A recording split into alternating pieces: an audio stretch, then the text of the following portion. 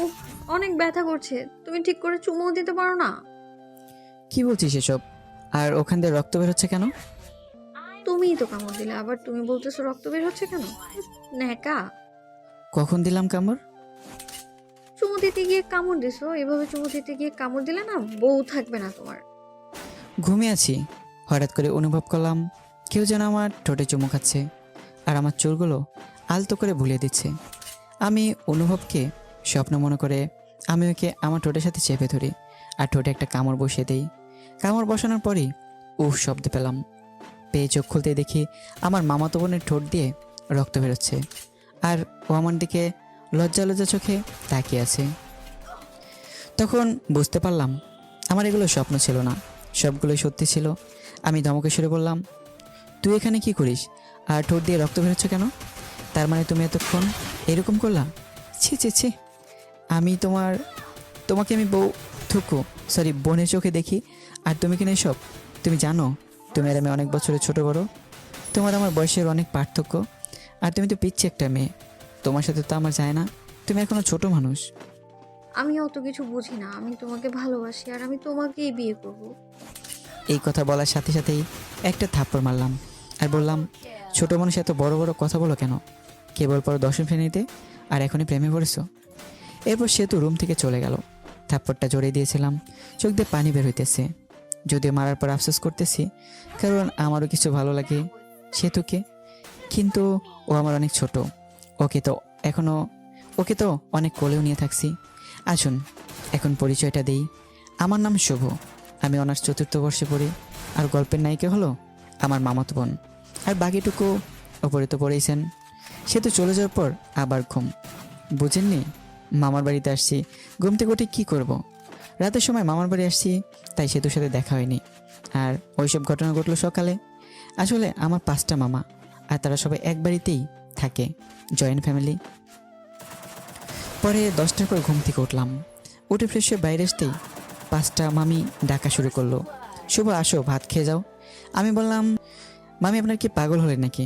সবাই ডাকতেছেন, সব করে খাবো কেন? এদের ভিতরে সেতুর আম্মু যেটা সেটা বেশি ডাকতেছে। আমি মামির উদ্দেশ্য করে বললাম, এত নাম ধরে না ডেকে বললেই হয়, জামাই আসেন ভাত খান। আহারে, আমি জামাই করেই বলতে চাই, কিন্তু আমার মেয়ে তো তোমাকে রিজেক্ট করে দিবে। তখন আবার তুমি কষ্ট পাবা, তাই রাখি না। এ কথা বলার সাথে সাথেই সব আমি হাসাহাসি শুরু করলো। পরে নানি ডাক দিল, গেলাম, গিয়ে দেখি নানি করে ভাত নিয়ে রাখছে। নানি খেতে দিল, আমি খেতে বসলাম। খেয়ে উঠে শুয়ে থেকে ফোন চাপতেছি আর সকালের কথা ভাবতেছি। তখন মামি ডাক দিল, আমি গেলাম। মামির কাছে যেতে মামি বলল, কে সকালে কি হয়েছিল? সে তোর চোখে জল নিয়ে বের হলো আর রাগ করে নাকি স্কুলে চলে গেল। কিছু না মামি, ঘুমাইছি অনেক দেরি করে, আর ও গিয়ে ডাক দিছে, ওর ডাক শুনে আমি ওকে ধমক দিছি, তাই হয়তো। আমি পাঠিয়েছিলাম ডাকতে ভাত খেতে আসার জন্য। আচ্ছা, যা হইছে, তোকে তোর মামা একটু স্কুলের পাশে গিয়ে ডাক দিতে বলছে, যা। আমি ভাবতে লাগলাম, মামা কেন স্কুলে গিয়ে ডাকতে বললো? কেন? আমার মামা আসলেই হাই স্কুলের মাস্টার। পরে গোসল করে রেডি হয়ে নানির কাছে গেলাম, গিয়ে মিষ্টি সুরে সুরে বললাম, ও নানি দাও, ও নানি দাও। টাকা নেই আমার কাছে, আমি কি কামাই করি? টাকা কই পাবো? আরে ভাই, ভাবছেন আমি ফকির না? কিন্তু ফ্রিতে টাকা নিয়ে খরচ করলে দরদ ঠেকে না। পরে অনেক কষ্ট করে টাকা নিলাম, নিয়ে গেলাম মামার স্কুলের দিকে। বেশি দূরে না, কাছে মামার স্কুল। পরে স্কুলের মাঠে গিয়ে মামাকে গিয়ে ফোন দিলাম। ফোন দিয়ে বললাম, মামা আসতে বলেছিলেন। অফিস রুমে আছি, তুমি আসো। পরে গেলাম, গিয়ে সালাম দিলাম, রুমের ভিতরে গেলাম। মামা বলেন, একটা কাজ করে দিবা আমার হয়ে? এরকম ভাবে বলছেন কেন? কাজ দেন একটা, 10টা করে দেবো। তুমি তো জানো আমার মেয়ের রাগ কীরকম। সেদিকে বলছিলাম ওকে আজকে শপিং করিয়ে দিব, কিন্তু স্কুলের একটা কাজের জন্য নিয়ে যেতে পারবো না। তুমি একটু শপিং করে নিয়ে আসো তো। ঠিক আছে মামা, মনে মনে আমার টাকার 12টা বাজবে আজকে। এই নাও টাকা। লাগবে না মামা, আছে আমার কাছে। যেভাবে নিচ্ছি ওইভাবে নাও, কথা বলো কেন? বাইরে মনে হয় সেতু আছে, ডেকে শপিংয়ের কথা বলো, চলে যাবে। পরে টাকা দেখি 5,000। পরে সেতুকে দেখলাম বান্ধবীদের সাথে গল্প করছে। আমি স্কুলে পড়াশোনা করেছি, তাই সবাই চিনে, কেউ কিছু বলে না। সরাসরি সেতুর কাছে গিয়ে ডাক দিলাম। প্রথম ডাকা দেওয়ার পরে শুনলো না। পরে বললাম মামা টাকা দিয়েছে তোমাকে শপিংয়ে নিয়ে যাওয়ার জন্য, না গেলে থাক, টাকা মেরে দেবো, আর কম দামে ড্রেস এনে বলবো এটা কিনেছে। আমি এসব বলছি সেতুর বান্ধবীগুলো আমার দিকে হা হয়ে তাকিয়ে আছে। পরে সেতুর বান্ধবীদের দিকে লক্ষ্য করে দেখলো যে সবাই হা করে তাকিয়েছে আমার দিকে। এটা দেখে সেতু রেগে ওর বান্ধবীদেরকে বলল, ওভাবে দেখে কোনো লাভ নেই, ওই চিকটা শুধু আমার, ওর আর আমার বিয়ে ঠিক হয়ে আছে। বিয়ের কথা শুনে ওর এক বান্ধবী বলল, আমি তো ভাইয়ার সাথে কালকেও কথা বলছি, ভাইয়া তো বলল বিয়ের জন্য পাত্রী খোঁজা হচ্ছে। আরে আমি তোমাকে বলছি মানে, আর তোমাকে তো আমি চিনি না। ভাইয়া আমার আইডি নাম হলো মেয়ামি মন্দনা। ও তুমি সেই মেয়ে? সেতুকে রাগানোর জন্য তোমার সাথে বলার সময় ভেবেছিলাম তুমি হয়তো সুন্দরী না, কিন্তু এখন দেখে মনে হচ্ছে আসমান থেকে নেমে আসা পরি। এটা বলে সেতু দিকে তাকাইতে দেখি সেতু আমার উপর রাগে কটমট করছে, মনে হচ্ছে আজ তো খেয়ে ফেলবে। ভাইয়া ওইভাবে বলিয়ে না, লজ্জা লাগে। এটা বলার সাথে সাথেই সেতু যত রাগ আমার উপর উঠছিল সব রাগ উঠেছিল, সব রাগ ওই মেয়েটির উপরেই, যার জন্য। ইতি দাঁড়া, তোর রাগ ছুটাচ্ছি আমি। এটা বলে কি ইতিকে ব্যাগ দিয়ে বাড়ি শুরু করলো আর বলল, শালা তুই আমার হবু স্বামীকে আর মেসেজ দেবে না, যদি দেশ তাহলে তোর 24টা বাজাবো। এটা বলে আমার দিকে আস্তে আস্তে বলতে লাগলো, তুই আর আজেবাজে মেয়ের মেসেজে রিপ্লাই দিবি না আর ব্লক করে দিবি। আমি নিশ্চয়ই শুনলাম, আর কিছু বললে আমাকে ব্যাগ দিয়ে বাড়ি শুরু করতো। স্কুল থেকে সরাসরি শপিং মলের দিকে রওনা দিলাম। স্কুল থেকে বের হয়ে অটো ডাকলাম। অটোতে যাবো না, রিক্সাতে যাবো, তুমি রিক্সা ডাকো। রিক্সায় গেলে শরীরের সাথে শরীর লাগবে, আর মানুষ দেখলে প্রবলেম হতে পারে। আমরা তো প্রেম করি, তাই এক রিক্সাতে যেতেই পারি, লোকে কি বলে বলুক, তা আমার কিছুই যায় আসে না। পাগল হয়েছো নাকি? আমরা প্রেম করলাম কবে? আচ্ছা বাদ দাও ওসব, রিক্সা ডাকো, শপিং করতে যাবো। পরে বাধ্য হয়ে রিক্সা নিয়ে শপিংয়ের উদ্দেশ্যে বের হলাম। রিক্সা অনেক বিরক্ত ফিল হচ্ছে, কারণ সে তো আমার শপিং মলে যাওয়ার আগ পর্যন্ত রিক্সার ভিতর আমার হাত ধরেছিল, মনে হইতেছে স্বামী স্ত্রী যাচ্ছি। পরে শপিং মলে ঢুকে এটা কিনে ওটা কিনে, কেনার কোনো শেষ নাই। মামা টাকা দিয়েছিল 5,000, আর কিনতে মোট খরচ হলো 7,000। 2,000 টাকা পকেট থেকে গেল। টাকার জন্য মনটা খারাপ হয়ে গেল। ভাইরে ভাই, মেয়েদের নিয়ে কখনো শপিংয়ে যাইতে নাই, জীবন তেনা তেনা বানায় ফেলাই দেয়। শপিং করার শেষে বাড়ির দেশে রওনা দিলাম। শপিং করতে করতে 3টা বেজে গিয়েছিল, টাইমের দিকেও খেয়াল ছিল না। ক্ষুধাও লেগেছে, তাই ভাবলাম রেস্টুরেন্টে গিয়ে কিছু খেয়ে নেই। সেতুকে বললাম, সেতু রাজু হয়ে গেল। দুজনে খেতে গেলাম। রেস্টুরেন্টে ঢোকার সাথেই কে যেন মেলি কণ্ঠে শুভ ভাইয়া ডাক দিল। আমি এদিক ওদিক তাকাতে দেখি কেউ নেই। তখন আমার সামনে ডাক আসতেছে, কিন্তু চিনতে পারছি না, মুখটা ভালো করে দেখা যাচ্ছে না। একটু এগিয়ে গিয়ে দেখি আমার প্রাইমারি এবং হাই স্কুলের বান্ধবী জুলেখা। আমি জুলেখাকে দেখে অনেক খুশি হয়ে গেলাম। পরে ভালো মন্দ জিজ্ঞেস করলাম, কুশল বিনিময় করলাম। পরে আমি জুলেখার পাশেই বসলাম, আর সেতুকে জুলেখার বান্ধবীর পাশে বসতে বললাম, কিন্তু সেতু দাঁড়িয়ে আছে, তাও আবার রাগের দৃষ্টিতে। কি হলো বস? কে রে মেয়েটা? আমার মামা তো আর বলতে পারলাম না। আমি ওর হবু বউ, আর এখন ওর প্রেমিকা। আর আপু, আপনি আপনার বান্ধবীর পাশে বসুন, আমি আর উনি একসাথে বসবো। আপনার সাথে বসলে না আমার ভালো লাগবে না। উঠুন, একটু উঠে এ পাশে আসুন আপনি। অনেক মানুষই কিছু বলতে পারছি না, তাই সেতুর কথা মতোই চলতে লাগলাম। আমি আর সেতু বসলাম এবং জুলেখা আর ওর বান্ধবী বসলো। খাবারের অর্ডার দিল। খাবার আসলে সেতু হাত উঠে মুখ ধুতে গেল। কে রে, কবে থেকে শুরু করলি? আরে ওসব কিছুই না, আমার মামাতো বোন আমাকে অনেক ভালোবাসে, তাই এরকম করে। সামথিং সামথিং মামা। এরই মধ্যে সেতু চলে এসেছে, তাই চুপ হয়ে গেলাম। টেবিলে খাবার দিয়ে গেছে, খাবার খাওয়া শুরু করলাম। খাবার খেতে খেতে জুলেখা সেতুকে জ্বালানোর জন্য বলতে লাগলো, শুভ, তুই তো অনেক শুকিয়ে গেছিস, আয় তোকে খাওয়াই দেই। স্কুলে থাকতে তো অনেক খাওয়াই দিছি, হাই স্কুল পাশ করে চলে গেলি আর খাওয়াই দিতে পারি নাই। কি বলিস এসব? তুই কবে খাওয়াই দিলি? মিথ্যা বলিস কেন? একটা চোখ মেরে জুলেখা বলল, আর গার্লফ্রেন্ড সামনে এত বোকা সাজতে হবে না। সে তো আমার দিকে অগ্নিদৃষ্টিতে তাকিয়ে আছে, মানুষের জন্য কিছু বলতে পারছে না। আই উঠ, আর খেতে হবে না, অনেক খেয়েছিস, চল বাড়ি চল, বাড়ি যাবো। খাওয়া তো হয়নি, এখনই যাব মানে? যাবে কি না বলো, না গেলে ফুপা মুখে বলে দিব তুমি শুধু মেয়েদের সাথে মিশো আর মেয়েদের সাথে ই করো। আমি বুঝতে পারছি, চলো খেতে হবে না। ওঠার আগে সেতু জুলেখাকে বলল, টাকাটা দিয়ে দিন। জুলেখা শুধু তাকিয়ে তাকিয়ে দেখছে। পরে রেস্টুরেন্ট থেকে এসে রিক্সা নিয়ে বাড়ির দিকে রওনা দিলাম। রিক্সা ওঠার সাথে সাথে সেতু বলল, তুমি এত লুচ্চা কেন? আমি লুচ্চা মানে? কি লুচ্চমি করছি তোমার সাথে? হ্যাঁ, সকালে এত জোরে কিস করছো যে আমার ঠোঁটটাই কেটে গেছে। আবার ওই মেয়ে নাকি তোমাকে ভাত খাওয়াই দিছে। ছি ছি, আমরাও তো পড়ি, কাউকে তো কিছু খাওয়াই দিই নাই। তুমি ছোট থাকতেই খাওয়াই দিচ্ছ। এখন তো অনেক বড় হয়েছো, এখন মনে হয় অনেক কিছু খাও মেয়েদের কাছ থেকে। আরে আমি তো আগে মেয়েদের সাথে কথা বলি নাই, আর এখন মেয়েরা কি খাওয়াবে? হ্যাঁ, মিথ্যা বলো কেন? জুলেখা তো আমার সামনেই বললো। মিথ্যা বলছে জুলেখা। আরও সে তো অনেক কথাই বললো।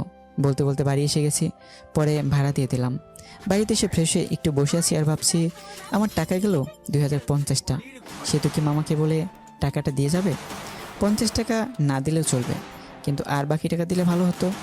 আরে ভাই, ভাবছেন এত টাকা চিন্তা করছি কেন? আসলে আমি মধ্যবিত্ত ফ্যামিলি থেকে বড় হয়েছি, কিন্তু আমার নানা অনেক ধনী ব্যক্তি, সেই সুবাদে মামাদের অনেক টাকা। যারা মধ্যবিত্ত ফ্যামিলি থেকে বড় হইতেছে তারাই জানেন মধ্যবিত্ত ছেলেদের 1 টাকা খরচ করলেই হিসাব করতে হয়। এইসব ভাবতেছি, তখনই এসে বলল, কিরে তোর মন খারাপ নাকি? না নানি, এমনিতেই বসে আছি। এ বলে নানি চলে গেল। তখনই সে তো আসলো, বলল আম্মু তোমাকে ডাকে। আমি গেলাম, গিয়ে মামিকে ডাকলাম।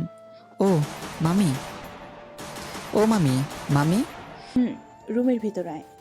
রুমের ভিতর যেতেই মামি দেখি টেবিলের উপর নাস্তা রান্না করে রেখেছে কাউনের চাল দিয়ে। মামি ডাকলেন? নানি, সে তো বললো ডাকলেন নাকি? তোমার জন্য কাউনের চাল দিয়ে নাস্তা রান্না করছি, বসে বসে খাও। আমি খেতে বসলাম। কাউনের চালের নাস্তা খেতে অনেক টেস্ট। খেতে খেতে বললাম, সেতু খাইছে? না, খাই নাই। কই মনে হয় গেল ঘুরতে, এসে খাবে বললো। খেয়ে উঠে আমি মামাতো ভাইয়ের সাথে ঘুরতে গেলাম।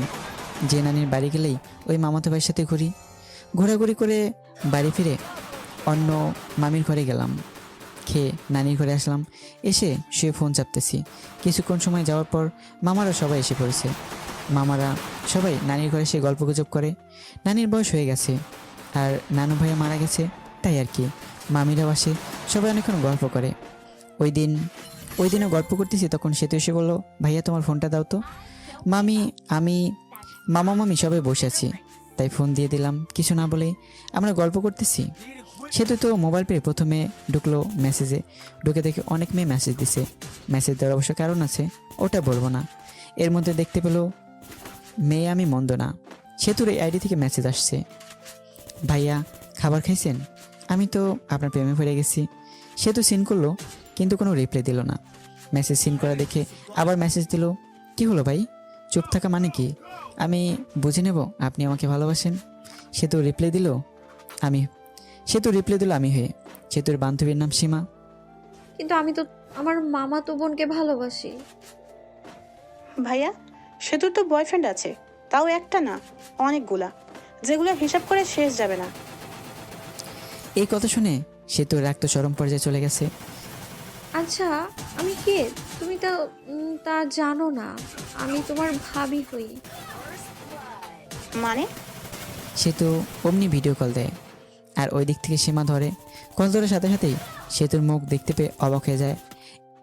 ওই শালি আমার অনেকগুলো বয়ফ্রেন্ড, তাই না?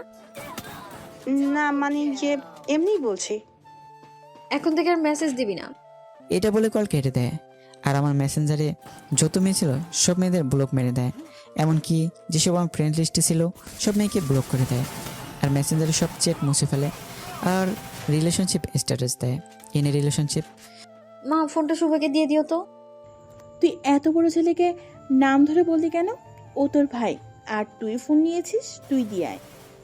পামো না। মামি আমাকে ফোন দিয়ে গেলে ফোন হাতে নিয়ে দেখি ফোনে সব কিছু চেঞ্জ। ওয়ালপেপার দিচ্ছে সেতুর, আর লেখা, ওয়ালপেপার পাল্টালে তুমি শেষ। পরে ডাটা অন করে মেসেঞ্জারে ঢুকলাম। মেসেঞ্জার একেবারে ভীম দিয়ে ঘষে পরিষ্কার করে ফেলেছে। তখন একটা মেসেজ আসলো অচেন আইডি থেকে। মেসেজে লেখা ছিল, শুভ সাহেব, এত ভেবে লাভ নাই, সব কিছু আমি ডিলিট করে দিছি। তোমার চ্যাট লিস্টে শুধু আমিই থাকবো। তোমার চ্যাট লিস্টে প্রথম ব্যক্তি আমি, আর শেষ ব্যক্তিও আমি। আর কোনো মেয়েদের সাথে কথা বলবা না, কথা বললে কিন্তু প্রবলেম হয়ে যাবে। তুমি কে? আর তুমি আমাকে কিভাবে চেনো? আমি চিনি তোমাকে, আর তুমিও আমাকে চিনো।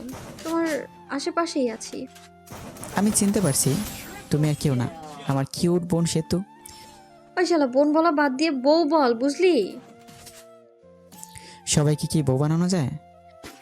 সবাইকে বলতে হবে কেন, শুধু আমাকে বলবা? তোমাকে বলবো কিভাবে? তুমি তোমার আদরের ছোট বোন। তোকে কয়বার বলবো যে আমাকে আর বোন বলবি না? এরপরে বোন বললে না তোর 12টা বাজায় দিব। আচ্ছা বাদ দাও, অনেক রাত হয়েছে, ঘুমিয়ে পড়ো। ওকে। আমি ঘুমালাম। সকাল উঠে বাড়িতে চলে আসবো। ঘুম থেকে উঠে দেখি সে তো আমাকে জড়িয়ে ধরে শুয়ে আছে। এই সে তো, এভাবে ধরে আছো কেন? মামি অথবা অন্য কেউ দেখলে কি ভাববে? কে বলে তো এসে একটু জড়িয়ে ধরলাম আর এরকম করছো? সে তো ছাড়তেই চাইনি। আমি জোর করে ছাড়িয়ে নিলাম আর বললাম, তুমি ওখানে কি করো? হ্যাঁ, আম্মু ডাকতে পাঠালো তাই তো আসছি। তুমি যাও, আমি আসতেছি। সে তো মুখটা বেঁকে চলে গেল। আর ফ্রেশ হতে চলে গেলাম। ফ্রেশ হয়ে মামির কাছে গেলাম। দেখি মামি অনেক কিছু রান্না করছে। মামি এত কিছু রান্না করছেন, কেউ আসবে নাকি? ফাজলামি করা বন্ধ কর। তুই আসস, আসার পর যখন চলে যাবি তখন তোর জন্য প্রতিবারই রান্না করি। আমি মিষ্টি একটা হাসি দিয়ে খাবার টেবিলে বসলাম। পাশে সেতু ছিল, তাই সেতুর দিকে তাকিয়ে দেখি মুখটা মলিন হয়ে গেছে। মুখ মলিন হয়েছে হয়তো আমার যাওয়ার কথা শুনে। আমি থাকলে হয়তো কিছুদিন মজা করতে পারতো আমার সাথে। রংপুর কবে চলে যাবা? মজা করার জন্য বললাম, বিয়ে না করে যাব না মামি, আব্বু পাত্রী দেখতেছে। ওমা, তাই নাকি? চোখের সামনে পাত্রী থাকতে আবার পাত্রী খোঁজা লাগে? কি রে, সে তো মনে মনে কি বলিস? আসলে বিয়ে করবা? আপনিও না মামি, বিয়ে করলে আপনারা জানবেন তো। খাবার খেয়ে রুমে এসে কাপড়গুলো ব্যাগে তুলছি, তখনই সেতু আসলো আর বলল, তোমার সাথে কিছু কথা আছে। আমি শুনতেছি, বল। আমার হাত ধরে নিয়ে খাটের উপর বসালো আর সেতু আমার সামনে দাঁড়িয়ে আছে। কিছু সেকেন্ড দাঁড়িয়ে থাকার পর সরাসরি আমার ঠোঁট দুটো লেপটে নিল ঠোঁটের সাথে। কিছুক্ষণ পরে ছেড়ে দিল আর বলল, আমি তোমাকে অনেক ভালোবাসি, তোমাকে ছাড়া আমি বাঁচবো না। আই লাভ ইউ শুভ। আমি স্তব্ধ হয়ে আছি, কি উত্তর দেবো ভাবতে পারছি না। আমিও সেদিকে ভালোবাসি, কিন্তু আমাদের বাস্তবতা অনেক কঠিন। আমার মামারা আমাকে অনেক বিশ্বাস করে। উত্তর দাও, কি হলো? সেতু, তুমি পাগলামি করছো কেন? তোমার আমাদের সাথে যায় না, আর আমাদের সম্পর্ক কে মেনে নেবে না। মাঝখান থেকে আমাদের যে মধুর একটা সম্পর্ক আছে, এটাও নষ্ট হয়ে যাবে। আর আমার মামা মামিদের ভালোবাসা থেকে বঞ্চিত হতে চাই না আমি। আর তোমাকে ভালোবেসে তোমাকে নিয়ে হয়তো পালিয়ে গেলাম। পালিয়ে গেলে মামা মামিদের কাছ থেকে আগের মতো ভালোবাসা পাবো না। আর তোমরা উচ্চ ফ্যামিলির মেয়ে, আর আমরা নিম্ন মধ্যবিত্ত ফ্যামিলির ছেলে। তোমার আব্বুকে বলে সে কোনো কারণে রাজি হবে না। এর ভিতরে একটা কারণ হলো আমরা নিম্ন মধ্যবিত্ত, আর আমার অনেকটা সমস্যা আছে, যেটার কারণে আমি কোনোদিনও হয়তো বিয়ে করতে পারবো না। ওই সমস্যার কারণ শুনলে তোমার আব্বু আম্মু কেউ রাজি হবে না। আশা করি তুমি বুঝতে পারছো। তুমি এখন অনেক ছোট, আগে বড় হও, তখন সব কিছু বুঝতে পারবে। তুমিও যে আমাকে ভালোবাসি বলতেছো, এটা তোমার আবেগ, যেটা বেশি দিন থাকবে না। কিছুদিন পর এই ভালোবাসা শেষ হয়ে যাবে, তখন আর আমাকে ভালো লাগবে না। তুমি তখন কলেজে যাবে, তখন তোমার অনেক বন্ধু বান্ধবী হবে, আর তোমার বন্ধুরা সবাই গার্লফ্রেন্ড বয়ফ্রেন্ড নিয়ে ঘুরতে যাবে। তুমি তো ঘুরতে পারবে না। তখন মনে হবে, কার সাথে প্রেম করি, যার সাথে একদিন ঘুরতেও পারি না। কলেজে যাবা, আমার থেকে অনেক সুন্দর ছেলে দেখতে পাবা, আর তোমাকে প্রপোজ করবে, কারণ তুমি অনেক সুন্দর। আর ওই প্রপোজ পেয়ে মনে মনে বলবা, কত সুন্দর ছেলে প্রপোজ করে, আর আমি কিনা পড়ে আছি শ্যামলা একটা ছেলের কাছে। তখন আর আমাকে ভালো লাগবে না, আমাকে তোমার বোরিং মনে হবে। এই শোনো, আমি না এখন আর ছোট নেই। আমি সামনে এসএসসি পরীক্ষা দিব, আর যারা 10ম শ্রেণীতে পড়ে তারা ছোট হয় না, বুঝলে? আমি বড় হয়েছি আর আমি সব কিছু বুঝি। আর তোমাকে আমি সত্যিই ভালোবাসি। এই ভালোবাসা না কোনো আবেগ না, আমি তোমাকে সেই 9ম শ্রেণী থেকে ভালোবাসি। I really love you. এটা কখনো সম্ভব না। কেন সম্ভব না বলো না? আমার অনেক বড় একটা প্রবলেম আছে। কি সমস্যা আমাকে বলো, আমি সব রকম সমস্যা মেনে নিব। তোমার মতো কত মেয়ে বললো, শুভ তোমার সমস্যা থাকলে আমি তোমাকে ভালোবাসবো, আর শোনার পরে সবাই চলে গেল। আমি যাব না, বলো। আর একটু বড় হও, তখন বলবো, ভালো থেকো। আবার মনে হয় কবে আসি না আসি, দেখা হয় না হয়। এ বলে ঘর থেকে বের হয়ে আসি আর চলে যাই নানির কাছে। সব মামা মামির সাথে দেখা করে বিদায় নিয়ে আসলাম। সেতুকে একবার ভালো করে দেখলাম, দেখি সেতুর চোখে জল এসে পড়েছে। পরে আমি বাড়িতে এসে সেতুর সাথে ঘটনাগুলো সব বলি, শুধু কিসের কথা বাদ দিয়ে। আসলে আমি আর আম্মু ক্লোজ ফ্রেন্ডের মতো। আমি ছোটো থেকে আম্মুর সাথে শেয়ার করি সব কিছু। পরে কিছুদিন পর রংপুর ভার্সিটিতে চলে যাই। এর মাঝে সেতুর সাথে অনেক কথা, ভালো মন্দ এগুলো জিজ্ঞেস করা হয়েছে। একদিন ভার্সিটি থেকে একটা মেয়ে বন্ধুর সাথে সেলফি তুলি আর ফেসবুকে পোস্ট করি। সেই পোস্ট সেতু দেখে ইনবক্স মাথায় তুলে ফেলে। ওই মেয়েটিকে? আমার বান্ধবী, বান্ধবীতে কি হয়েছে? হ্যাঁ, ওরকম ভাবে কাছাকাছি বসে সেলফি তোলা লাগবে নাকি? আমি তোমাকে কোনো মেয়ের সাথে সহ্য করতে পারি না। এরপর যদি আবার কোনো মেয়ের সাথে সেলফি তুলো না, তাহলে আমি কিছু একটা করে ফেলবো আর দোষ দিব তোমার। আচ্ছা ঠিক আছে, বলবো না। আমার অনার্সের পরীক্ষা দেই, আর সেতেও এসএসসি পরীক্ষা দেয়। সেতুর সাথে আমার অনেক কথা হয়। 1 বছর বলতে পারেন যে বেপের যেরকম কথা হয় আমরা সেরকমভাবেই কথা বলি। 1 বছর সেতু আমার কাছে অনেকবার শুনতে চাইছে আমার প্রবলেম, কিন্তু আমি বলিনি। এখন আমি চাকরি খুঁজছি, আর সেতু ইন্টারে পড়ে। সেদিন সেতু জিজ্ঞেস করে, তোমার সমস্যাটা বলো। আমারও ধৈর্যের বাঁধ ভেঙে যায়। আমি সেতুকে বলি, আমি কোনোদিন বাবা হতে পারবো না। একটা অ্যাক্সিডেন্টে সমস্যা হয়, আর ডাক্তার বলে আমি কোনোদিন বাবা হতে পারবো না। সেতু শুধু মেসেজ সেন্ড করলো আর হার্ট একটা ইমোজি দিল, পরে অফলাইনে চলে যায়। আমি অবশ্য জানি কেন চলে গেল। আমার যে সমস্যা এটা জেনে কোনো মেয়ে বিয়ে করবে না, আর বিয়ে করবে বা কেন? আমি কোনোদিন থেকে মা ডাক শোনাতে পারবো না। এই যে সমস্যার কথা বললাম, এখানে কিছু কারণ আছে, গল্পে থাকুন জানতে পারবেন। গল্পের ভেতর টুইস্ট আনতে চাইতেছি। সেদিন সমস্যা বলার পর সেতু 3 দিন অনলাইনেই আসেনি। আমি ওকে মিস করতেছি অনেক। সেতু আমাকে অনেক কেয়ার করতো, অনেক শাসন করতো, আর তার দা মেসেজগুলো সেন্ড করতেছি। 3 দিন পর অনলাইনে আসলো। সেতুর নামের পাশে সবুজ বাতিটা জ্বলে উঠলো। আমি একটা মেসেজ দিলাম, কেমন আছো? ভালো। বাড়ির সবাই কেমন আছে? ভালো। ভালো থেকো। হুম। পরের মেসেজ দিলাম না, একটু মনে মনে হাসলাম। হায় রে আবেগ, আগে কত কথা বলতো আর এখন কথাই বলে না। মেসেজ তো দেয় না, আবার বলছে তোমাকে অনেক ভালোবাসি। সেতুর ভালোবাসা ছিল আবেগ, আর এই ভালোবাসার সমস্যার কথা শুনে জানালা দিয়ে পালালো, আর বলতো সমস্যা আছে তাই কি অমনি ভালোবাসবো। আপনারা ভাবছেন হয়তো আমি কষ্ট পাচ্ছি। না, আসলে আমার কষ্ট হচ্ছে না। আজকে নতুনভাবে কেউ কথা বলা বাদ দেয়নি। অনেকে এরকমভাবে বলতো ভালোবাসি, কিন্তু সমস্যার কথা বলতেই কথা বলা বন্ধ করে দিছে। যদিও অন্য মেয়েদের থেকে সেতুর ব্যাপারটা একটু আলাদা, কারণ সেতুকে আমি ভালোবাসি, আর ভালোবাসাও না ভালো লাগা এই আর কি।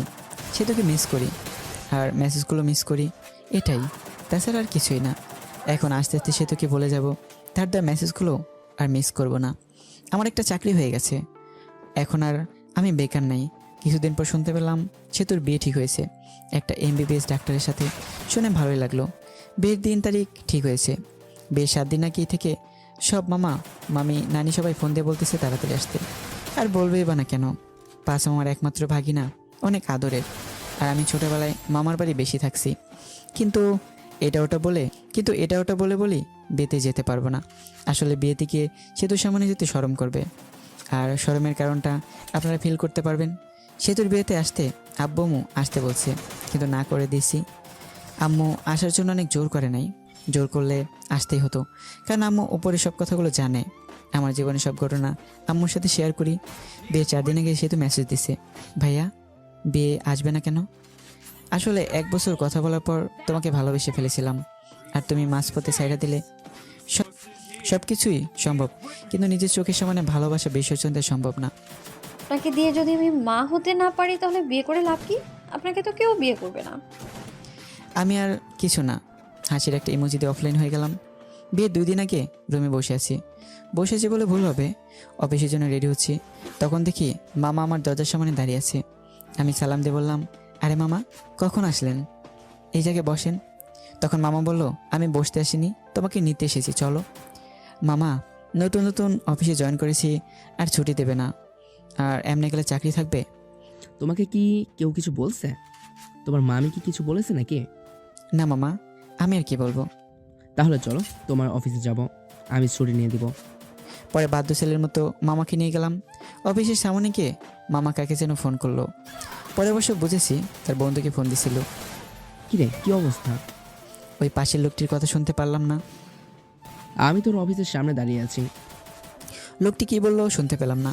কিছুক্ষণ পর দেখি আমাদের অফিসের বস বের হয়ে আসলো। আশা দেখে সালাম দিলাম। ওয়ালাইকুম আসসালাম। শুভ আমার ভাগিনা, ওর ছুটি লাগবে। আরে শুভ, তোর ভাগিনা হয় আগে বলবি তো, বললেই আগেই ছুটি দিয়ে দিতাম। শুভ ছুটি চাইছিল কিন্তু দেই নাই, আরও বকা দিছি। এখন তো জানলি, ছুটি দিবি নি না চলে যাব আমি? আরে তুই আইসোস, ছুটি না দিয়ে পারি বল? চল কিছু খাই। চল। পরে একটা রেস্টুরেন্টে গেলাম, গিয়ে খেতে বসলাম। তা শুভ কি কাজ কিছু পারে না পারেই না? পারে, কিন্তু নতুন তো, তাই মাঝে মাঝে সমস্যা হয়। কিন্তু পারফরমেন্স ভালো, আগাতে পারবে।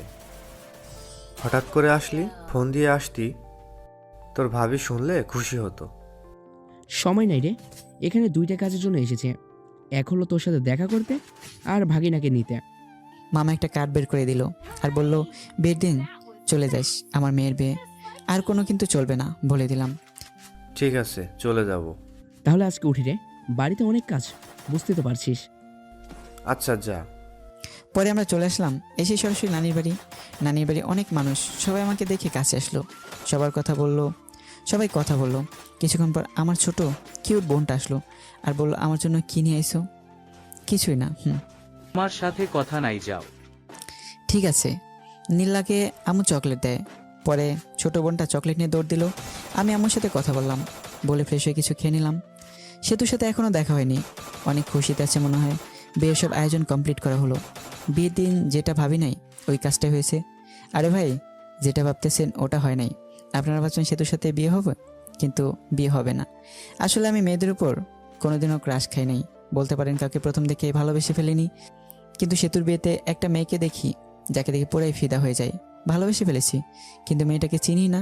মামার বাড়ির আত্মীয়দের যতগুলো মেয়ে আছে সবগুলোকেই চিনি, কিন্তু এই মেয়েকে চিনলাম না। অত ভেবে লাভ নাই শুভ, আগে ভাব মেয়েটাকে কিভাবে পটানো যায়। যেভাবেই হোক বিয়ের কয়দিনের ভিতরে পটাতে হবে, না পটালে হাতছাড়া হয়ে যাবে। যেভাবে সেই কাজ। দেখতে পেলাম মেয়েটা একাই বসে আছে, তার কাছে গিয়ে বসলাম। বসে বুকের বাঁ পাশে হাত দিয়ে বলতে লাগলাম, আহ ইস, আপনার কোনো সমস্যা হয়েছে, ডাক্তারকে ডাক দিতে বলবো। ইস, দেখতে পারছেন বুকের বাঁ পাশে চিনচিন করছে। ডাক্তারকে ফোন করব। এই ব্যথা ডাক্তার দিয়ে ভালো হবে না, এই ব্যথা ভালো হতে হলে আপনাকে লাগবে গো, আপনাকে। আরে আপনি কি বলেন এসব? আপনি পাগল হয়েছেন নাকি? প্রেমে পড়লে যদি পাগল হতে হয় তাও হবো তোমার জন্য। কি বলেন এসব? এটা বলে মেয়েটি চলে গেল। আমি ওর চলে যাওয়ার দিকে তাকিয়ে রইলাম, ধ্যান ধরে বসে আছি। তখনই মামা বলল, শুভ ওই কাজটা করতো। কাজ করতে চলে গেলাম, কিন্তু ওই মেয়েটার মায়াবী চোখগুলো, এলোমেলো চুল, সুন্দর চাহনি, মিষ্টি মিষ্টি হাসি, সব মিলে পুরাই জোস। ভাবতে লাগলাম নামটা কিভাবে শোনা যায়। বাড়িতে যতগুলো লোক আছে তাদেরকে খাবার দিতে হবে, আর আমার দায়িত্বটা হলো খাবার টেবিল ঘুরে ঘুরে দেখা। টেবিলের উপর সব কিছু রাখা হবে, সব আত্মীয়দের যা কিছু খাবে সব নিয়ে নিয়ে খাবে। এইটাই দেখা লাগবে, কোন জায়গায় তরকারি শেষ হলো, পানি শেষ হলো, কারো খেতে প্রবলেম হচ্ছে কি না। এত কাজ আর বিয়েবাড়ি, এত মেয়েদের মাঝে আমার চোখ শুধু ওই মেয়েটাকেই খুঁজছে। বিয়েবাড়িতে মেয়ে পটানোর আর কথা বলার একেবারে পারফেক্ট জায়গা। অবশেষে সবাইকে খেতে দেওয়া হলো। অনেকে আসলো, কিন্তু মেয়েটা আসতেছে না। কিছুক্ষণ পর সেতুর বড় বোনের সাথে আসলো ওই মেয়েটি। পরে খাবার পরিবেশন করা হলো। আমি আসতে সেতুর বড় বোনের নাম রিধি। রিধি আপু যে টেবিলে বসেছে ওই টেবিলে গেলাম। রিধি আপুকে বললাম, একা খাচ্ছ? একলা খাবো কেন? এই যে কত মানুষ আমার আশেপাশে। আচ্ছা, আমাকে সাথে নিয়ে খেলেও তো হয়। একটা মাংসের টুকরা খাইয়ে দাও। হা কর, খাওয়াই দিতেছি। আপা, এই মেয়েটার নাম কি? কোন মেয়েটা? তো ডান পাশেরটা। ও, ওর নাম আফরিন। এ হলো। আর কিছু শুনতে চাই না, নামটা দিলেই চলবে। আচ্ছা, মেয়েদের নাম শুনে কি করবি? আবার প্রেমে পড়ে গেলি নাকি? আফরিন সব কিছু শুনতেছে আর অবাক দৃষ্টিতে আমাদের দিকে দেখছে আর খাচ্ছে। কি যে বলো না তুমি। প্রেমে পড়ে কি করবি? ফুপুকে বল একটা বিয়ে করে ফেল। বয়স তো আর কম হলো না, আর কিছুদিন পরে বুড়ো হয়ে যাবি, বউ পাবি না। আফরিনের মতো একটা সুন্দর মেয়ে পেলে তো এখনই বিয়ে করে ফেলতাম। আফরিন একটু কাশি দিল খ্যাক খ্যাক করে। আর নিধি, কি বলি তুই? আর আমি এটা বলে ওখান থেকে চলে আসলাম। বেশিক্ষণ থাকলে প্রবলেম হয়ে যেত। সবার খাওয়া শেষ হলো, তখন মামা বলল, শুভ, তুমি কি কিছু খাইছো? না মামা। তুমি তাহলে নিজের রুমে যাও, খাবার পাঠিয়ে দিতেছি। কিছুক্ষণ পর সে তো শ্বশুরবাড়ি থেকে লোক আসবে, তখন তো আর কিছু খাইতে পারবা না। খাবার খেয়ে ভালো ড্রেস পরে নিজেকে পরিবর্তন করো, গরমে ঘামের কারণে ড্রেসটা নষ্ট হয়ে গেছে। ঠিক আছে মামা। পরে চলে গেলাম নিধির রুমে। গিয়ে দেখি নিধি, আফরিন আরও কয়েকটা মেয়ে বসে থেকে ফোন চাপছে। আমাকে দেখে নিধি বলে উঠলো, কিরে বান্দর, এখানে কি করস? আফরিনের দিকে তাকিয়ে থেকে বললাম, তাকে না দেখে থাকতে পারলাম না। কাকে রে? বুঝবি না রে। আপনারা হয়তো ভাবছেন নিধির ঘরে খেতে যেতে বললো কেন। এখানে একটা কারণ হলো, বাড়িতে অনেক আত্মীয়। এখন আমাকে আলাদাভাবে খাওয়াতে হলে আলাদা একটা রুম তো লাগবেই, তাই না?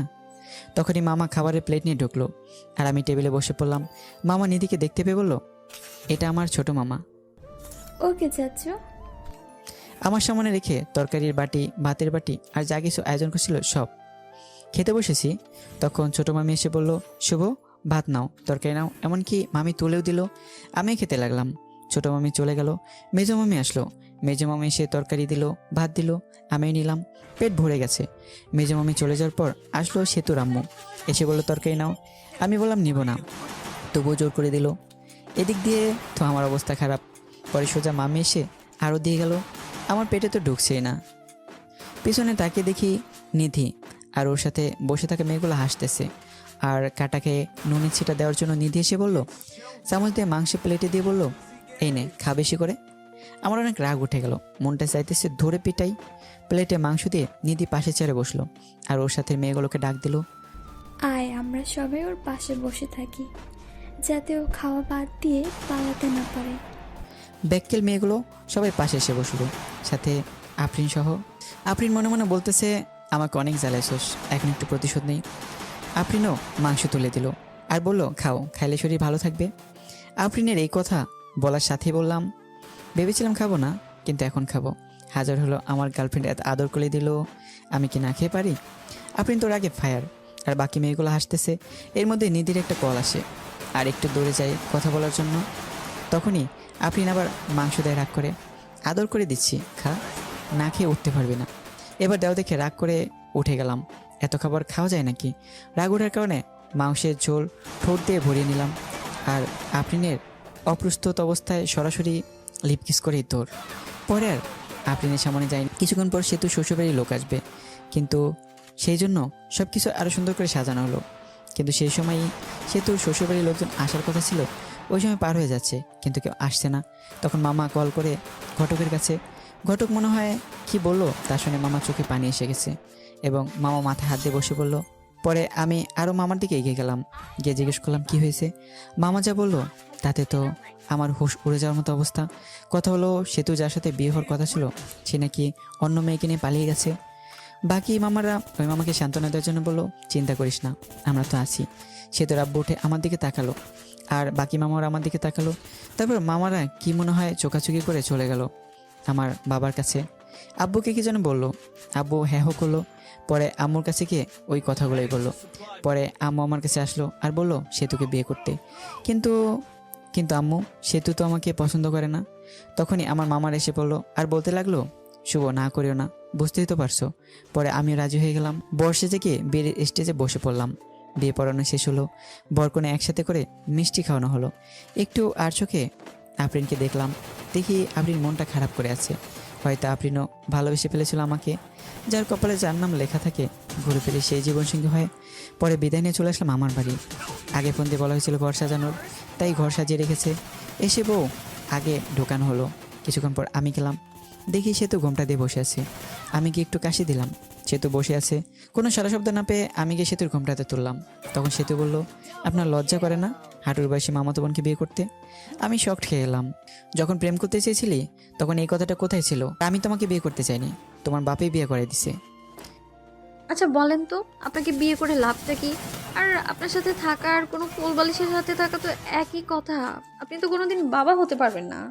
আমি কিচ্ছে করে এরকম আক্রান্ত হয়েছি? আল্লাহ এরকম চাইছে, তাই আমি বাবা হতে পারবো না। কত স্বপ্ন ছিল ডক্টর বেটাকে বিয়ে করে 2টা বাচ্চা নিব, কত মজা করব। কিন্তু ডক্টর বেটা অন্য বেটিরে নিয়ে ভাগ্যা গেল। কপাল খারাপ আমার। আমরা একটা বাচ্চা কিনে নিয়ে আসতে পারবো, তাই না? পালক নেওয়া বাচ্চা আর নিজের গর্ভধারণ করা বাচ্চার মধ্যে অনেক পার্থক্য। আর আমি আপনার সাথেই তো থাকবো না, কিছুদিন যাক, ডিভোর্স দিয়ে দিব। ডিভোর্সের কথা শুনে মনটা খারাপ হয়ে গেল। বাসরাতে ডিভোর্সের কথা শুনতে হইতেছে। কত স্বপ্ন ছিল এই রাত নিয়ে, কিন্তু সব স্বপ্নগুলো স্বপ্ন রয়ে গেল কপালে। বাসরাতের কথা চিন্তা করতেছি। সেতুর দিকে তাকে দেখি সেতু ঘুমিয়ে গেছে। আমি সেতুর পাশে শুয়ে পড়লাম। সকালে সেতুকে জড়িয়ে ধরে ঘুমিয়ে আছি। আমার ঘুম সেতুর আগেই ভাঙে, কিন্তু উঠি নাই, কারণ সেতুকে জড়িয়ে শুয়ে থাকতে ভালোই লাগতেছে। তখনই সেতুর ঘুম ভেঙে গেল আর সেতু নিজেকে সারানোর চেষ্টা করছে, কিন্তু পারছে না।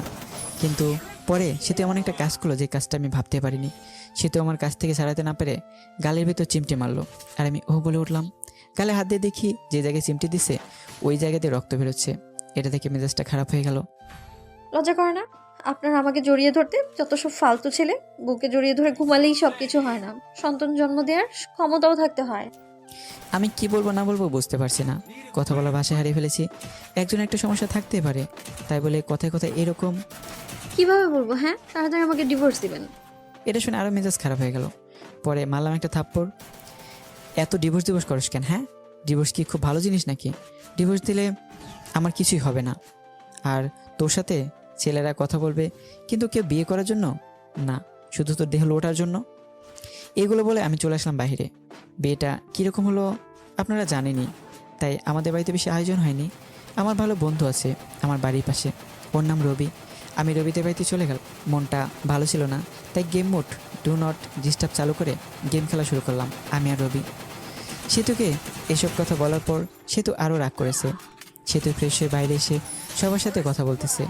আব্বু আমাকে খুঁজতেছে, কারণ সকালে একেবারে আমাকে দেখেনি। 12টার সময় গেম খেলা থেকে বের হয়ে দেখি 50টার মতো মিসড কল উঠে আছে। দেখি আম্মুয়ের নাম্বার থেকে কল এসেছে, আব্বুও দিছে। অনেকটা অপরিচিত নাম্বার। আমি রবিদের বাড়ি থেকে বের হয়ে বাড়ি থেকে হাঁটা ধরলাম, আর অপরিচিত নাম্বারটাতে কল ব্যাক করলাম। কল রিসিভ করি, কিন্তু কথা বলে না। কে আপনি? হ্যালো হ্যালো, কিন্তু কথা বলে না। কিছুক্ষণ পরে কথা বলল। আমি বলার পর চিনতে পারলাম সেতু কল দিছে। তারপর কলটা কেটে দিছি। দেখি বাড়ির কাছাকাছি এসে পড়ছি। বাড়িতে ঢোকার পরপরই আব্বু আম্মু জিজ্ঞেস করলো, কই গেছিলা? রবিদের বাড়িতে গেছিলাম। এই কথা বলার সাথে সাথেই শুরু হলো বকাবকি। আমি চুপচাপ সব কিছু শুনে ঘরে গেলাম, গিয়ে ফোনটা চার্জে দিলাম। ঘরে সেতু বসে আমাকে দেখে জিজ্ঞেস করলো, কই গেছিলেন এত সকালবেলা? কই গেছিলাম তুমি শুনে কি করবা? ফোনটা চার্জ দিয়ে বাইরে এসে পড়লাম। আমাদের বাড়িতে হালকা কিছু আয়োজন করা হয়েছে। সেতুদের বাড়ি থেকে 2-3 জন লোক আসবে আমাদের নিতে। আমি ফ্রেশ হয়ে ঘরে গিয়ে শুয়ে আছি, আর সেতু বসে থেকে ফোন চাপতেছে। ফোন চার্জে, তাই টিপতেও পারছি। সেতুর দিকে তাকিয়ে আছি। ওরকম তাকিয়ে থাকেন কেন? দেখি আমার বন্ধু গার্লফ্রেন্ড এবং আমার ন্যাংটাকালের বান্ধবী ফোন দিছে, নামটা মিথিলা। ফোন চার্জে ছিল, তাই রিসিভ করে স্পিকার বাড়িয়ে দিয়ে বললাম, কি রে শয়তান, বিয়ে করলি আর একটু বললিও না? তাতে আবার বলতি বিয়ে করার সময় তোদের ছাড়া বিয়েই করবো না। হঠাৎ করে সব কিছু হয়ে গেছে, রবিকে বলার টাইম পাই নাই। রবি বলল তোর বউ দেখতে একদম বাজে। আমাকে দেখে রবির হিংসা হয়েছে, ওটা সুন্দর না তাই। আরো কি শুনলাম? কি শুনলি? শুনলাম রাতে বলে বিলাই মারতে পারস নাই। বেটি এসব কি বলস? এমনি বললাম রে। পরে কথা কই রে, ফোনে চার্জ নাই। আগে তো অনেক কথা বলতিস, এখন বউ হয়েছে না, কথা বলবি কেন? বাবু রাগ করো না, রবি চিপাই নিয়ে চকলেট দিবনি। বান্দর চিপাই নিয়ে চকলেট দিবে মানে? রবিকে বল, রবি বলবনি কিভাবে চিপাই নিয়ে চকলেট দিতে হয়। এই কথা বলে ফোনটা কেটে দিলাম। আমি কেটে না দিলে কথা বলতেই থাকতো। ফোনটা রেখে সোজা হয়ে পিছনে তাকাতেই পারিনি, দেখি সেতু দাঁড়িয়ে আছে। মেয়েটা কে ছিল আর আমাকে খারাপ দেখা যায় এটা বললো কেন? মেয়েটা কে আছে তোমাকে বলবো কেন? আর যাকে দেখতে যেরকম লোকে, তো তাকে সেরকমই বলবে। তুমি ওকে বাবু বললা কেন? ভালো লাগছে তাই বলছি। আর আপনি থেকে তুমি বলছো কেন? আমি তোমার বড়, সম্মান দিয়ে কথা বলবা। ঘরে বউ রেখে অন্য মেয়ের সাথে কথা বলতে লজ্জা করে না? লজ্জা করবে কেন? তোমাকে তো ডিভোর্স দিয়ে দিব। এটা শুনে রাগ করে সেতু চলে গেল। আমি শুয়ে রইলাম। কিছুক্ষণ পর সেতুর বাড়ি থেকে লোকজন আসলো। খাওয়া দাওয়া করে শ্বশুরবাড়ির দিকে রওনা দিলাম। শ্বশুরবাড়ি যাওয়ার পর সেতুকে জ্বালানোর জন্য মেয়েদের বলতে কাছের মানুষকে জ্বালানোর সহজ উপায় হলো কাছের মানুষের সামনে অন্য মেয়েদের সাথে কথা বলা। শ্বশুরবাড়িতে যাওয়ার পর সেতুতে সব আত্মীয়রা ছিল। গিয়ে দেখে আফরিনও আছে। মেয়েটার মনটা অনেক খারাপ, কপালে যা থাকে তাই তো হয়। আমাদেরকে থাকার রুম দেওয়া হয়েছে, ওই রুমে আগে থেকেই সেতু ছিল। পরে গেলাম, গিয়ে দেখি সেতুর সব বোনগুলো একসাথে বসে আছে। আমিও তাদের সাথে যোগ দিলাম। ওদের মধ্যে থেকে একটা মেয়ে বলে উঠলো, দুলাভাই কত হ্যান্ডসাম। ও মা তাই নাকি? তুমিও তো অনেক কিউট। সেতুর সাথে বিয়ে না হলে তোমাকে বিয়ে করতাম। সবাই এসে দিল। তখন আরেকটা মেয়ে বললো, দুলাভাই সেতুকে হানিমুনে কই নিয়ে যাবেন? সেতুকে নিয়ে হানিমুনে যে কী হবে? হানিমুনে তো শালিদের নিয়ে যেতে হয়, তাহলে মজা বেশি হয়। আমি তো ভাবছি সেতুকে রেখে তোমাদের সবাইকে নিয়ে হানিমুনে যাব। আহারে, সেতুকে রাইতে গেলে সে তো কষ্ট পাইবে। সেতু আনরোমান্টিক একটা মেয়ে, সেতুকে নিয়ে হানিমুনে গেলে টাকাটাই নষ্ট। তা না, তোমরা অনেক রোমান্টিক মনে হইতেছে। সেতুর দিকে তাকে দেখি সেতু সাপের মতো ফোঁস করতেছে। যা তোরা সবাই যা, ঘর থেকে বের হ, আমি ঘুমাবো, অনেক ঘুম পাচ্ছে। চলে যাচ্ছি, তোর স্বামীর ভাগ আমি নিব না। এই বলে সবাই চলে গেল। সেতু দরজা আটকে দিল আর আমার কাছে এসে বলতে লাগলো, ছি ছি, অন্য মেয়েকে হানিমুনে নিয়ে যেতে চাই, শরম করে না? বুঝলাম না, আমি তোদের সাথে মজা করে বলছি। পরে সেতু শুয়ে পড়লো, আমি শুয়ে থেকে গেম খেলতেছি ফুল সাউন্ড দিয়ে, যেন সেতু ঘুমোতে না পারে। বাইরে গিয়ে গেম খেলুন, আমার ঘুমের সমস্যা হচ্ছে। সমস্যা হলো অন্য ঘরে গিয়ে ঘুমাও। সেতু পরে ফোনটা নিয়ে রেখে দিল। আমি বাচ্চাদের মতো শুয়ে রইলাম। এভাবেই ঝগড়া, সেতুর অপমান। আমি কোনোদিনও বাবা হতে পারবো না। সে ডিভোর্স চায় প্রতিদিন, আমি কিছুই বলি না। 7 দিন শুনলাম এসব। এখন রংপুর চলে যাচ্ছি, অফিসে সেতুকে রেখেই যাচ্ছি। পরে সব কিছু ঠিক করে সেতুকে নিয়েও যাব। সবার কাছ থেকে বিদায় নিয়ে এলাম। এখন সেতুর কাছে গেলাম, ভালোভাবে থেকো আর দোয়া করো আমার জন্য। দোয়া করে কি হবে, তুমি মরলেই আমি খুশি হব। তুমি এটা বলতে পারলে? যেটা সত্যি সেটাই বললাম। আমি আর কিছু না বলে চলে আসলাম। হাসি মুখে বের হয়ে আম্মু আমার কাছ থেকে বিদায় নিলাম। কিন্তু ওই সময় আমার খুব কষ্ট হচ্ছিল। মনে হচ্ছিল যে আমি কান্না করি। আমি এত বিরক্ত হয়ে গেছি যে কেউ একজন আমাকে মারার কথা বলছে। ভিতরে কষ্ট আর বাইরে হাসি নিয়ে চলে গেলাম চাকরি করতে। সকালে গাড়িতে গেছি, তাড়াতাড়ি পৌঁছেছি। রাতে আম্মুর এই জায়গায় কল দিয়েছিলাম। আম্মুকে জিজ্ঞেস করছি সেতুর কথা। সেতুকেও ফোন দিয়েছিলাম কিন্তু রিসিভ করিনি, কেটে দিছে। পরের দিন সকালে উঠে অফিসের জন্য রেডি হয়ে অফিসে গেলাম। যাওয়ার পরে পিয়ন এসে বলল, ম্যাডাম আপনাকে ডাকলো। আমি ভাবতে লাগলাম, আগে তো স্যার ছিল, এখন ম্যাডাম কই থেকে আসলো? বাবা বাবি বাদ দিয়ে গেলাম ম্যাডামের রুমের সামনে। গিয়েই, ম্যাডাম আসতে পারি? আসেন। আমি ভিতরে গিয়ে ম্যাডামকে দেখে তো অবাক, কারণ ম্যাডাম আর কেউই নয়, বিয়েবাড়ির সে আফরিন। আফরিনকে দেখে ভয় পেয়ে গেলাম। বিয়েবাড়িতে যা কিছু করছি চাকরি থেকে বের করিয়ে দেয় নাকি আবার? ভয় ভয়ে কাছে গিয়ে, আপনি আমাকে ডেকেছেন ম্যাডাম? তা কেমন আছেন? আর আপনার বউ কেমন আছে? আমি ভালো আছি, আর আমার বউ ভালো আছে। ভালো থাকলেই ভালো। ম্যাডাম, সেদিনের ভুলগুলোর জন্য আমি দুঃখিত, মাফ করে দেবেন। ওসব আমি ভুলে গেছি। আপনার বউকে সাথে নিয়ে এসেছেন? না, কিছুদিন পর নিয়ে আসবো। নিয়ে আসলে আমাদের বাড়িতে নিয়ে আসেন সময় করে। আপনি বসের কি হন? আপনার বস আমার বাবা হয়। এমনি আপনার সাথে দেখা এবং অফিসটা ঘুরে দেখতে এসেছি। ম্যাডাম, তাহলে আসি, অনেক কাজ করতে হবে, অনেকদিন পর আসলাম তো, দেখতেই তো পারছেন।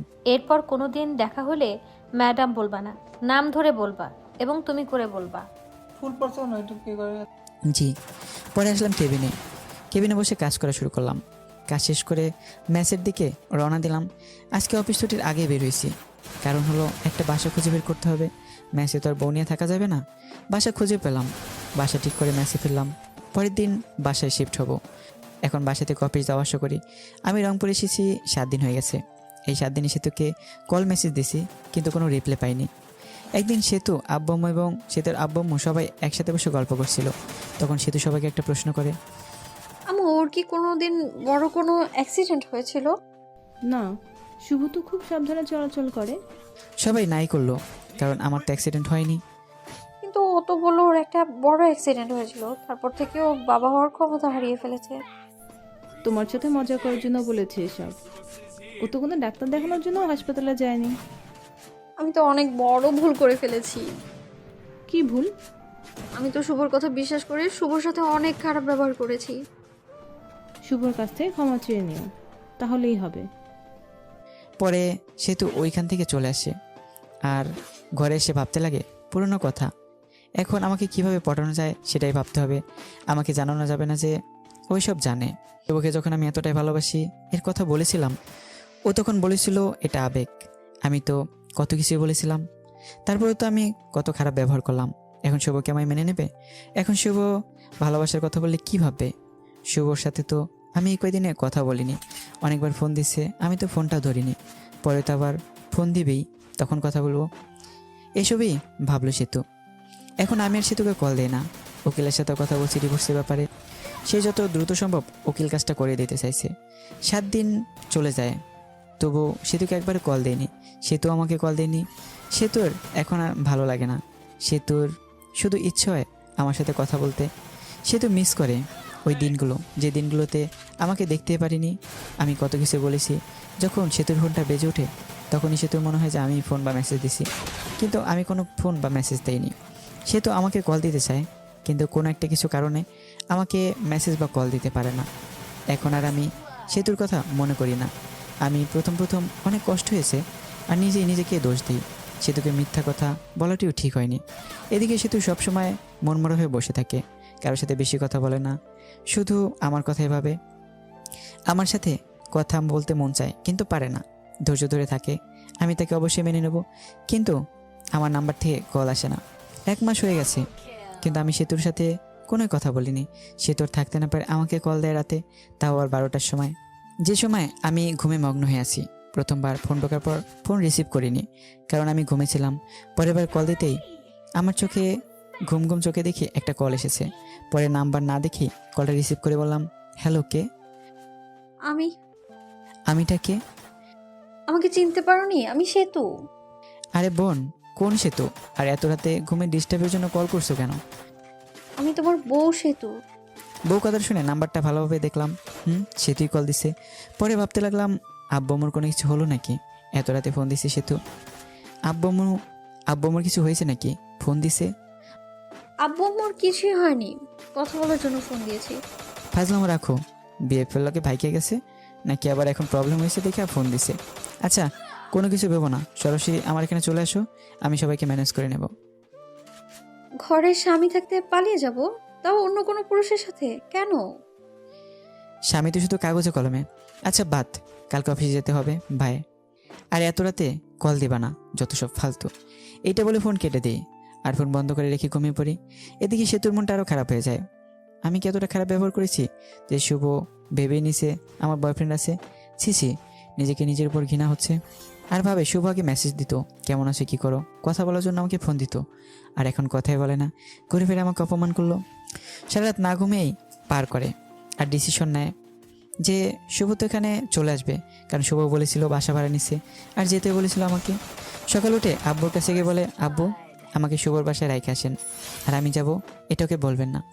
আব্বু মেনে নেয় আর বিকেলে গাড়িতে তারা রওনা দেয়। আমার এখানে এসে আব্বু দরজায় কলিং বেলে চাপ দেয়। আমি তখন ভাবতে থাকি এই সময় আবার কে আসলো। অলসতা নিয়ে দরজা খুলতেই যাই, দরজা খুলে তো অবাক। আমি তখন আব্বুকে বলি, তোমরা আসবা বলবা না? আমি স্টেশনে আনতে যেতাম। সেতু বললো তোকে সারপ্রাইজ দিবে, তাই না জানিয়ে চলে আসলাম। আচ্ছা বসো, তোমাদের খাবারের ব্যবস্থা করি। আমি সেতুর সাথে কোনো কথাই বলি না। একবার তাকে দেখেছি, সেতু অনেক শুকনো হয়ে গেছে, মনে হলো অনেক দিন ধরে খাবার ঠিক মতো খায় না আর ঘুমায় না। আমি সেতুকে দেখেও না দেখার ভান করলাম। সেতু আমার দিকে অসহায়ের মতো তাকিয়ে আছে। সেতুর দিকে লক্ষ্য না করে আমি খাবার কিনতে গেলাম। অবশ্য নিজে রান্না করে খাই, আজকে শরীরটা ভালো ছিল না তাই রান্না করিনি। হোটেল থেকে খাবার এনে আমি আব্বু সেতুকে নিয়ে খেতে বসেছি। তুমি কি প্রতিদিন বাজারের কেনা খাবার খাও নাকি? না আব্বু, রান্না করেই খাই, আজকে ভালো লাগছিল না তাই রান্না করিনি। তোমরা আসবে জানলে রান্না করতাম। আরে ভাই, আমি সব কিছুই রান্না করতে পারি, এইসব কিছু রান্না আমার মা আমাকে শিখেছে। খাবার খেয়ে আব্বুকে রুম দেখিয়ে দিলাম আর আমি আমার রুমে আসলাম। সে তো আগে থেকে আমার রুমে গিয়ে বসে আছে। আমার রুমটা অনেক সুন্দর করে সাজিয়ে রেখেছে। রুমটা এমনভাবে সাজিয়েছে যেটা লিখে প্রকাশ করতে পারছি না। ঘরে গিয়ে দেখি সেতু বিছানায় শুয়ে কার সাথে যেন কথা বলছে। কথা বলা থেকে জিজ্ঞেস করলাম, বেবের সাথে কথা বলছে নাকি? তখন সেতু ফোনটা রেখে, আচ্ছা তোমার সমস্যাটা কি বলো তো? সেই দিনও বিএফ এর কথা জিজ্ঞেস করলে, আবার আজকেও বলতেছো বিএফ এর কথা। আমি অতটাও খারাপ না যে ঘরের স্বামী রেখে অন্য কারোর সাথে প্রেম করবো। এরপর না এমন কথা বলবে না আর কখনো, ঠিক আছে? স্বামী তো শুধু কাগজে কলমে, কিছুদিন পর তো ডিভোর্সে যাবে। ডিভোর্সের পর পটাতে হবে, তাতে তো সময় লাগবে। ডিভোর্সের পর যেন তাড়াতাড়ি বিয়ে করতে পারো, সেই জন্য হয়তো আগেই পটিয়ে রাখছো। আর হ্যাঁ, তোমার জন্য একটা খুশির খবর আছে। আমি উকিলের সাথে কথা বলেছি, কিছুদিন পরেই ডিভোর্স পেপার দিয়ে দেবে। তখন আর আমার মুখ দেখতে হবে না। ডিভোর্সের কথা শুনে সেতুর মুখটা শুকিয়ে গেছে আর সেতুর চোখে জল এসে পড়েছে। ওদিকে লক্ষ্য না রেখে বললাম, শুয়ে পড়ো, রাত অনেক হয়েছে। সেতু চুপচাপ অন্যদিকে শুয়ে পড়লো। আমি কোলবেস্টে জড়িয়ে ধরে ঘুমিয়ে পড়লাম। সকালে ঘুম থেকে উঠে দেখি সেতু আমাকে জড়িয়ে ধরে ঘুমিয়ে আছে। জড়িয়ে ধরে আসে দেখি সেতুকে ধমক দিয়ে বললাম, আমাকে জড়িয়ে ধরে আসো কেন? আমাকে জড়িয়ে ধরতে পারো নেই কারণ আমার সন্তান জন্ম দেওয়ার ক্ষমতা নাই। এটা বলে ওয়াশরুমে চলে গেলাম। পরে সেতু রান্না করলো, আমি বসে থেকে ফোন চাপলাম। খাবার খেয়ে আমি অফিসের জন্য বের হলাম আর আব্বু বললো চলে যাবে, তাই তাকে গাড়িতে উঠিয়ে দিতে বাস স্ট্যান্ডে গেলাম। আব্বুকে গাড়িতে তুলে দিয়ে আমি অফিসে চলে গেলাম। অফিসে যেতে দেরি হয়েছে। অফিসে গিয়ে ডেস্কে গিয়ে বসতে বসতে পিয়ন এসে বলে গেল ম্যাডাম যেতে বলেছে। ম্যাডাম কয়েকদিন পর আসলো। পরে গেলাম, গিয়ে নাম ধরে ডাক দিলাম, আফরিন কেমন আছো?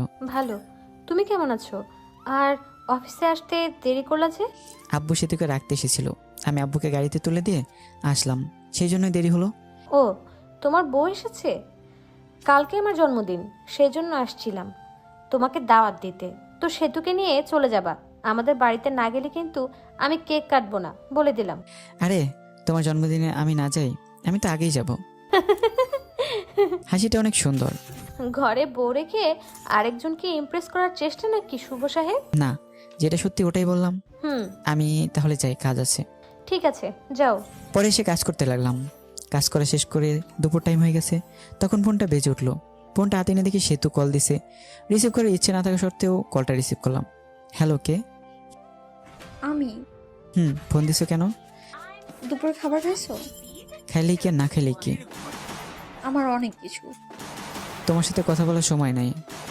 এই বলে ফোনটা কেটে দিলাম। আপনারা ভাবছেন সেতুর সাথে এরকমভাবে কথা বলছি কেন? সেতু যেদিন আমাকে মরে যাওয়ার কথা বলেছিল, সেদিন থেকে সেতু আমার মন থেকে উঠে গেছে। মন থেকে এবার উঠে গেলে ওই মনের মানুষটিকে বসানো যায় না। দুপুরের খাবার খেয়ে আবার কাজ করা শুরু করলাম। কাজ শেষ করে বাড়িতে গেলাম। যাওয়ার পর সেতুকে বললাম, আমি কিছু কেনাকাটা করতে যাব, তোমার কি কিছু লাগবে? আমি একটা নতুন ড্রেস কিনবো। আমি ফ্রেশ হয়ে আসতে আসতে তুমি রেডি হয়ে নাও। আমি ফ্রেশ হয়ে এসে দেখি সেতু সুন্দর করে সেজে বসে আছে। সেতুকে ঠিক হলুদ পরির মতো লাগছে। সেতুর দিকে হা হয়ে তাকিয়ে আছি। সেতু বলল, ওরকম করে তাকিয়ে থাকলে আমি ক্ষয়ে যাব। পরে আমার হুঁশ ফিরল। আমি রেডি হয়ে বাইরে এসে রিক্সার জন্য দাঁড়িয়ে আছি। তখন একটা রিক্সা থেকে ভার্সিটির ভালো একটা বান্ধবী নেমে এসে জড়িয়ে ধরে বলল, দোস্ত কী খবর, কেমন আছিস? তোর তো খোঁজই পাওয়া যায় না। এরকমভাবে কেউ জড়িয়ে ধরে নাকি? মানুষ দেখলে কী ভাববে? সেতুর দিকে তাকিয়ে দেখি সেতু পরে আগুনের মতো গরম হয়ে আছে। এর মধ্যে সেতু বলে উঠলো, এই ফালতু মেয়ে, এভাবে জড়িয়ে ধরে আছেন কেন? শুভ কি রে এই মেয়ে? এই হ্যালো, আমি হলাম ওর বিয়ে করাবো। তুই বিয়ে করলি কবে? আমাকে একটু জানাইলিও না। আপনারা জানাই কি হবে? ওর থেকে 2 ফিট দূরে গিয়ে দাঁড়ান। শুভ ভাবি এরকম করে কথা বলছে কেন? ওর একটু রাগ বেশি তো, পরে তোর সাথে কথা বলি রে। বান্ধবী চলে গেল। ওই মেয়েটা আপনাকে জড়িয়ে ধরলো কেন? ছি ছি ছি, আপনার লজ্জা করে না ঘরে বউ রেখে অন্য একটা মেয়ের সাথে এসব করতে? না জানি কত মেয়ের সাথে এরকম করে না। আমাকে দেখি কি লুচ্চা মনে হয়? হ্যাঁ, এর কোনো মেয়ের সাথে কি করি না করি সেটা আমার একান্তই ব্যাপার। এখন আর তোমার একান্ত ব্যাপার নেই, কারণ তোমার বউ আছে, আর বউটা হলাম আমি। তুমি তো আমাকে স্বামী হিসেবে মানোই না। কিছুক্ষণ চুপ থাকলো সেতু। আচ্ছা, আমাকে মাফ করে দাও। আগের ব্যবহারের জন্য আমি অনেক সরি। আমাদের বাচ্চা না হলে আমরা বাচ্চা একটা কিনে আনবো। আমি ভাবতে লাগলাম সেতু এসব বলতেছে কেন? আমি তো আগে তো খারাপ ব্যবহার করতো না। ও জেনে ফেলেছে যে আমি ওর সাথে মিথ্যা বলেছি। কি ভাবো? মার্কেটে চলে আসছি, চলো শপিং করি। পরে কিছু কেনাকাটা করলাম, আর আপনার জন্য একটা গিফট কিনলাম। সেতুর জামা কাপড় কিনলো। কিনে বাসায় এসে আমাদের রাখা জিনিসগুলো রেখে সরাসরি চলে গেলাম আফরিনদের বাড়ি। গিয়ে দেখি অনেক সুন্দর করে সাজানো। যদিও জন্মদিন পালন করা আমি পছন্দ করি না। আমরা বাড়ির ভিতরে ঢুকতে আঙ্কেল আন্টি আফরিন আমাদেরকে দেখে খুশি হয়ে গেছে। সেতুকে দেখেও আরও বেশি খুশি হয়েছে। সেতু আফরিনের সাথে চলে গেল, আর আমি একা একা বসে আছি, কারণ আমার পরিচিত কেউ নাই। বসে বসে গল্প লিখতেছিলাম। আসার সময় অবশ্য সময় পেলে গল্প লিখি। তখন একটা মেয়ে এসে বলল, আপনি শুভ ভাইয়া না? আমি শুভ। আপনাকে চিনতে পারলাম না। আমি আপনার একজন গল্প পাঠক। আপনার সাথে অনেক কথা হয়েছে মেসেজে। মনে মনে বললাম, আমি তো অনেক মেয়ের সাথেই কথা বলি, এটা আবার কি? আপনার গল্পগুলো অনেক সুন্দর। আমি তো আপনার প্রেমে পড়ে গেছি। আমার প্রেমে মানে? এখন তো তুমি পিচ্চি মামাতো বোন গল্প লিখছো। এই গল্পটাও অনেক অনেক সুন্দর। শুক্রিয়া। আপনার সাথে একটা সেলফি তুলি? আমি কি কোনো ভিআইপি ব্যক্তি নাকি যে সেলফি তুলতে হবে? তুলতে হবে।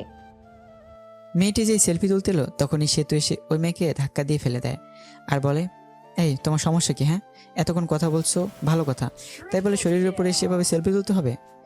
ভাইয়া, কে উনি? পিচ্ছি মামাতো বোন, আমার বউ। আপনি লিখেছেন সে তো আপনাকে দেখতে পায় না আর ভালোবাসে না। ভালো না বাসলে তো এরকম রিঅ্যাক্ট করতো না। এখন হয়তো ভালোবাসে। মেয়েটি চলে গেল। আমি চলে গেছি আর অন্য মেয়ের সাথে টাঙ্কি মারা শুরু করছো না? এখন থেকে আমার সাথেই বসে থাকবা। রাত 11টার সময় আমি, সেতু, আফরিন আর আফরিনের কিছু বান্ধবী বসে মজা করছি। হ্যালো ফ্রেন্ডস, তোমাদের একটা কথা বলবো। তোমাদেরকে বলেছিলাম আমি কারো প্রেমে পড়েছি, কিন্তু নামটা বলি নাই। আজকে নামটা আমি বলবো। তাকে আমি প্রথম দেখেই ভালোবেসে ফেলেছিলাম। শুভ সেতু, আমার এখানে আসো তো একটু। আমি আর সেতু গেলাম। তখন শুভ, এই যে একে দেখছো, একে দেখেই ভালোবেসে ফেলেছিলাম, কিন্তু ভালোবাসাটা মনে রয়ে গেছে। কারণ এই যে মেয়েটা সেতু, সেতু হলো শুভর বউ। এটা বলেই আফরিন ঢুলতে ঢুলতে চলে গেল। অনেক ড্রিঙ্ক করেছে হয়তো, ওর কথাগুলো নিজের ওপর নিজেরই অনেক রাগ উঠে গেল। শালার কেন যেসব করতে গেলাম। পরে আমরা চলে আসি আর ভাবতে লাগি সেটা কি সত্যি আমাকে ভালোবাসে। যদি ভালো নাই বাসতো তাহলে তো মেয়েদের সাথে কথা বলার সময় জেলাস ফিল হতো না। ভাবতে ভাবতে বাসায় চলে আসি। পরের দিন অফিস বন্ধ ছিল। আমার মাথায় একটা কথায় ঘুরপাক খাচ্ছে, সেতু কি সত্যি আমাকে ভালোবাসে। পরের দিন অফিস বন্ধ থাকায় সেতু বলে চলো একটু ঘুরে আসি, তুমি তো আমাকে নিয়ে একটু ঘুরতেও যাও না। আমি রাজি হয়ে যাই, ঘুরতে যাই। সেতুর সাথে ঘুরতে ভালোই লাগছিল। সেতুকে ফুচকা খাওয়াই দিছি, আরও অনেক অনেক রোমান্টিকভাবে দিনটা পার করলাম। 2 দিন কেটে দিয়েছি, কিন্তু সেতুর সাথে খারাপ ব্যবহার করিনি, বরং রোমান্টিকভাবেই দিনগুলো পার করেছি। হঠাৎ করে একদিন অফিস থেকে তাড়াতাড়ি চলে আসি, কারণ বাড়িতে এসে ফ্রেশ হয়ে আবার কোম্পানি কাজের জন্য বাইরে যাব। দরজা এসে ধাক্কা দিতে দরজা খুলে গেল। ঘরে ঢুকে দেখি সেতু মনে হয় কারোর সাথে কথা বলছে। মিষ্টি মিষ্টি এসে কথা শোনার জন্য কোনোরকম শব্দ না করে ওর কাছে গেলাম। জানিস শুভ তো মনে হয় আমাকে মেনে নিয়েছে। শুভ জানে না যে আমি ওর মিথ্যে কথা ধরে ফেলেছি। আমি জানি ওর কোনো সমস্যা নেই। আমি এই কথা শুনে বুঝতে পারলাম ও সব কিছু জেনে ফেলেছে, যে আমি সন্তান দিতে পারবো না, এটা মিথ্যা কথা। আমি নতুন একটা আইডিয়া বের করলাম, কারণ সেতু আমাকে এখনও ফুলফিলভাবে ভালোবাসেনি। কোনো শব্দ না করে একটু পিছিয়ে এসে সেতুকে ডাক দিলাম। সেতু ফোনটা কেটে দিয়ে আমাকে জিজ্ঞেস করলো, তুমি এত তাড়াতাড়ি এসছো? আসতে সমস্যা হয়েছে? না, সমস্যা হবে কেন? আর আমি আরো খুশি হয়েছি তোমার সাথে বেশি সময় কাটাতে পেরে। আসাতে সমস্যা হয়েছে। এসব বলতে বলতে সেতু আমাকে সে জড়িয়ে ধরলো, আর জড়িয়ে ধরেই ঠোঁটে একটা শুকনো চুমু দিল। আমি সেতুকে ছাড়িয়ে ফ্রেশ হয়ে চলে গেলাম। ফ্রেশ হয়ে এসে দেখি সেতু টেবিলে খাবার সাজিয়ে রেখেছে। খেতে বসলাম। সেতুকে বললাম, তুমি খেয়েছো? না, চলো একসাথে খাই। নিজে হাত দিয়ে খেতে ইচ্ছে করছে না। আসো আমি খাইয়ে দিই। সেতু খুশি হয়ে গেল। খাবার খেতে সেতুকে জিজ্ঞেস করলাম, আচ্ছা সেতু, তুমি তো এখনো সত্যি আমাকে ভালোবাসো তাই না? হুম, অনেক ভালোবাসি। এই যে আমি বাবা হতে পারবো না, এটা যখন তোমার রিলেটিভরা জানবে তখন তোমাকে অনেক কিছু বলতে পারে। তখন কি তুমি আমাকে ছেড়ে চলে যাবে? ওকে কি বলে বলুক, তাতে আমার কিছুই যায় আসে না। আমি তোমাকে কখনোই ছেড়ে যাব না। আমি একটা দীর্ঘ নিঃশ্বাস নিলাম। কথা বলার মাঝে খাওয়া শেষ। খাবার শেষ হওয়ার পর রেডি হয়ে সেতুকে একটা চুমু দিয়ে কাজের জন্য বের হলাম। বাড়ি থেকে বের হয়ে একটা বন্ধুর সাথে দেখা করলাম। ওই বন্ধুর বড় ভাই ডাক্তার, আর তাকে দিয়ে একটা মিথ্যা রিপোর্ট বানাবো। পরে ওই বন্ধুকে সব কিছু খুলে বলি, আর বলি তোর ভাবির ভালোবাসা পরীক্ষা করার জন্য একটা ফ্যাক রিপোর্ট বের করতে হবে। রিপোর্টটা এমন হবে যে আমি বাবা হতে পারবো না, এটা রিপোর্ট। প্রথমে বন্ধু রাজি হয়নি, পরে অনেক জোরাজুরিতে রাজি হয়। পরে সব কিছুই বুঝিয়ে দিয়ে চলে গেলাম আমার কাজে। কাজ থেকে আসলাম, আর আসার সময় সেতুর জন্য আইসক্রিম আর ফুচকা নিয়ে আসলাম। গিয়ে দেখেছি সেতু অনেক খুশি হয়ে গেল। প্রতিদিন অফিস থেকে আসার সময় সেতুর জন্য অনেক কিছু কিনে নিয়ে আসি। এটা দেখে সেতু অনেক খুশি হয়, আর আমাকে একটা করে কিস করতো। 7 দিন যাওয়ার পর রিপোর্ট বের করে। পরে আমি আমার বন্ধুকে বলি, এটা বাড়িতে গিয়ে দিয়ে আসবি যখন আমি অফিসে থাকবো। বন্ধুটাই তাই করে। আমি অফিসে থাকাকালীন বন্ধু আমার বাড়িতে যায় আর রিপোর্টটা দেয়, আর সেতু রিপোর্টটা নিয়ে পড়তে থাকে। পড়ে দেখে আমি কোনোদিন বাবা হতে পারবো না। ওখানে সব লেখা আছে, আর কারণও লেখা আছে। সেতুর মনটা তখন খারাপ হয়ে যায়। সে কি করবে বুঝতে পারে না। শুভর সাথে সংসার করবে কি করবে না কিছুই বুঝতে পারছে না। আমার সাথে থাকার সময়গুলোর কথা ভাবতে থাকে। এসব ভাবতে ভাবতে কোন দিক দিয়ে সময় পার হয়ে যায় সেতু জানেই না। আর আমি অফিস থেকে চলে আসি, আর সেতুর জন্য ফুচকা নিয়ে আসি। বাড়িতে এসে দেখি সেতু মন খারাপ করে বসে আছে। আমি সেতুকে ডাক দিই আর বলি, সেতু কি মন খারাপ? তোমার কি তোমার আব্বা আমার কথা মনে পড়ছে? সেতু কোনো কথা না বলে রিপোর্টের কাগজটা আমার হাতে দিল। আমি কাগজটা নিয়ে বললাম, এসব তো তুমি জানোই। তাহলে তোমার মা বাবাকে জিজ্ঞেস করার পর তোমার মা বাবা কেন বললো যে তুমি মিথ্যে বলছো, তুমি বাবা হতে পারবে? কারণ আম্মু জানে না। সেতু এই কথা শুনে মুখটা রাগি বানিয়ে চলে গেল। আমি ফ্রেশ হতে চলে গেলাম। ফ্রেশ হয়ে এসে কিছু খেয়ে নিলাম। সেতুর সাথে কথা বলার চেষ্টা করতেছি, কিন্তু সেতু দরজা খুলতেছে না। ভিডিও দেখতে দেখতে সন্ধ্যা হয়ে গেল, তখনও সেতু ঘর থেকে বের হলো না। এখন বুঝতে পারলাম সেতু কেন মন খারাপ করে বসে আছে। আমি ভাবতে থাকলাম, সেতুকে তাহলে আসলে আমাকে ভালোবাসেনি। সেতু এতদিন তাহলে আমার সাথে মিথ্যা ভালোবাসা নাটক করেছে। সেতু তো ঘর থেকে বের হচ্ছে না। সন্ধ্যা রান্নাটা মনে হয় আমারই করতে হবে, তাই রান্না করতে গেলাম। রান্না করার প্রায়ই শেষ। তখনই ঠান্ডা পানি মনে গরম পানিতে হাত দিছি, আর হাতটা গেল পরে। পরে ওমা বলে চিৎকার দিতেই উঠি, কিন্তু আফসোস ধরার মতো কেউ নেই। পরে নিজের হাত ধরে ঠান্ডা পানিতে কিছুক্ষণ ডুবে রাখলাম। এরপর ডাক্তারের কাছে গিয়ে হাতটা মেডিসিন লাগিয়ে নিয়ে আসলাম। হাত একেবারে ছুলে গেছে, দেখতে অনেক বিশ্রী হয়ে গেছে। রান্নাকে শেষ করে সেতুকে ডাক দিলাম, বললাম, সেতু দুপুরের খাবার খাওনি, এখন রাতের খাবারটা খেয়ে নাও, তা না হলে শরীর খারাপ করবে। তুমি হয়তো আমাকে মেনে নিতে পারছো না, ঠিক আছে, আমার ডিভোর্স পেপার রেডি আছে, তোমাকে দিয়ে দেবো, তোমাকে মুক্তি দিয়ে দেবো, আসো তাও খেয়ে নাও। পরে সেতু বের হলো, আমার হাতটা সেতুকে দেখায়নি। পরে সেতু চুপচাপ খেয়ে নিল। হাতের কষ্ট থেকে মনের কষ্টটা অনেক বড়। সেতুকে অনেকটা ভালোবেসে ফেলেছিলাম। হাত পোড়ার কারণে হাতে জ্বালা পোড়া করছে, আবার মনটা ভালো নেই। সেতুর সাথে কাটানো সময়ের কথাগুলো ভাবছি, কত সুন্দর ছিল দিনগুলো। এইসব ভাবতে ভাবতে চোখে জল এসে গেছে, মনে হইতেছে চিৎকার করে কাঁদি। ঘুম ধরছে না, এমনিতেই হাতে জ্বালাতন করতেছে, আবার ক্ষুধাও লাগছে। রাত 12টা বেজে গেছে। বসে থেকে কান্না করছিলাম, কষ্ট আর সহ্য হচ্ছে না, অনেক কষ্ট হচ্ছে, যেটা হয়তো বলে প্রকাশ করতে পারবো না। চোখ দিয়ে জল থামছেই না। তখনও কাঁধে কারো হাতে ছোঁয়া পেলাম। পিছনে তাকিয়ে দেখি সেতু দাঁড়িয়ে আছে, চোখের জলটা মুছে। তুমি এখানে কি করো এত রাতে? আপনি কি করেন? আমার ভালো লাগছে না, তাই আমি বসে আছি। আমারও ভালো লাগছে না, তাই আমিও বসে থাকতে এলাম। তোমার আবার ভালো লাগবে না কেন? তোমার ভালো লাগার কারণ তো তোমাকে ছেড়ে দিতেছি। ডিভোর্স পেপার তো রেডি আছে, কালকে সকালে নিয়ে আসবো। মন খারাপ করো না তো। মেয়েদের সাথে ফষ্টি নষ্টি করতে পারো না বলে আমার ডিভোর্স দিবা, তাই না? এসব কি বলো? তুমিই তো বললা ডিভোর্স দিতে। সে তো আমার গলা ধরে বললো। ওই আমি কখন ডিভোর্স চাইলাম? আমি তো চুপচাপ ছিলাম। আমি বাবা হয়তো পারবো না শুনে তুমি মন খারাপ করে দরজা লাগিয়ে বসেছিলে। তো এটা বোঝাই যায় তুমি আমার সাথে থাকতে চাও না, ডিভোর্স চাও। আরেকবার ডিভোর্সের কথা বলে না ঘাটটা মুটকে দিবা, একদম বলে দিলাম। আসলে আমি সরি, আমার ভুল হয়েছে। আমিও তোমাকে ছাড়া থাকতে পারবো না। আমি তোমার সাথে কাটানোর সময়গুলোর কথা ভাবলাম, তুমি আমাকে কতটা কেয়ার করো এটা ভাবলাম। বাচ্চা হবে না তো কি হয়েছে, আমরা বাচ্চা একটা কিনে নিয়ে আসবো। সত্যি তুমি আমাকে ছেড়ে যাবে না? মরার আগ পর্যন্তও যাব না। আজকের ব্যবহারের জন্য অনেক সরি। আমরাই তো। সে তো আমাকে জড়িয়ে ধরে আছে, আমি ধরেছি। রোমান্টিক ওয়েদার আমাদের মাঝে। সে তো শরীরের সাথে একটু ডান হাতটা লাগাতে বলে উঠলাম।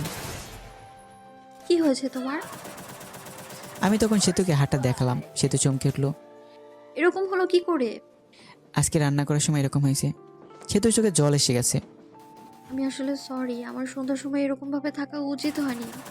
তোমার অনেক কষ্ট হচ্ছে তাই না? তাহলে তুমি তো ভাতও খাও নাই, তাই না? হ্যাঁ। পরে সেতু প্লেটে ভাত নিয়ে এসে আমাকে খাইয়ে দিল। আমি খাচ্ছি আর মাঝে মাঝে হাতে কামড় দিই। খাওয়া দাওয়া শেষ করে আমার বুকের উপর সেতু শুয়ে আছে। আমি সেতুর মাথায় হাত বুলিয়ে দিচ্ছি। পরে দুজনেই ঘুমিয়ে পড়ি। এখন থেকে শুরু হলো রোমান্টিক সংসার। হঠাৎ করে একদিন সেতু মাথা ঘুরে পড়ে যায় আর আমি ডাক্তারখানায় যাই। ডাক্তার বলে খুশির খবর, আপনি বাবা হতে চলেছেন। এটা শুনে আমি অনেক খুশি হই। সেতুকে বলতে সেতু মুখটা গোমরা বানিয়ে বলে, আমার পেটে বাচ্চা আসলো কীভাবে? তুমি তো বলেছিলে বাবা হতে পারবে না, আর রিপোর্টেও লেখা ছিল। ও, ওইসব ছিল সাজানো নাটক। ওই রিপোর্টে ছিল সাজানো। তুমি আম্মুর কাছ থেকে জানছিলা।